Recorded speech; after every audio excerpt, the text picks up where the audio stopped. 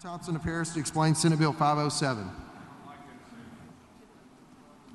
Mr. Speaker, members. Is there any consideration to Senate Bill 507? The chair is none. The clerk, please read the bill. Mr. Speaker, Ms. I have Stickland? 5 signatures to knock this bill off. Please bring your signatures down front, Ms. Stickland.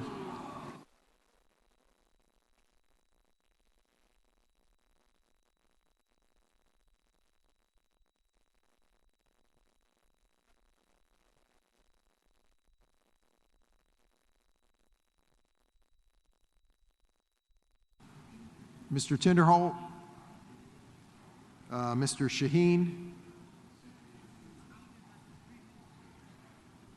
Mrs. White, Mr. Rinaldi. Members, Senate Bill 507. Mr. Speaker. Mr. Simmons. Mr. Speaker. Yes. Parliamentary inquiry. Please state your inquiry. Am I still able to ask the author of the bill anything about this bill, or is it done?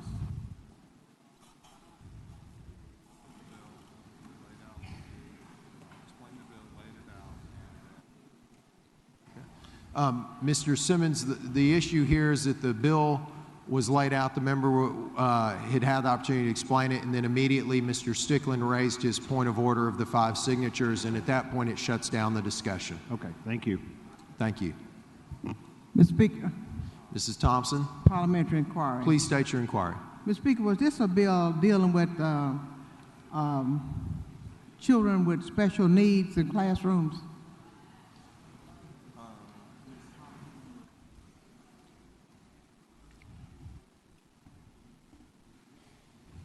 Ms. Thompson, our understanding reading the caption is it relates to the placement and use of video cameras in self-contained classrooms providing special education services.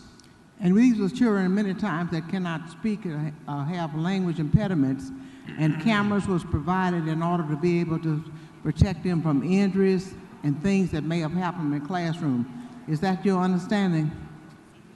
Ma'am, I'm not aware of the details of the bill, but if you say so, I trust you.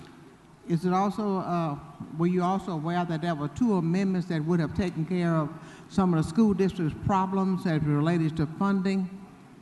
Mrs. Thompson, the chair is advised that there were 2 committee-approved amendments that would have been put onto this bill. I do not know the substance of those amendments, and I know that they were not given the opportunity to be presented. So the lack of passage of this bill would be those kids who are in those self-contained classrooms and may be still subject to injuries and things. Those parents won't know what happened to those kids because the kids cannot talk because they were born with the inability to speak, and they cannot tell their parents what happened to them. But the cameras would be able to visually tell them what causes the injuries that may have occurred inside the classroom.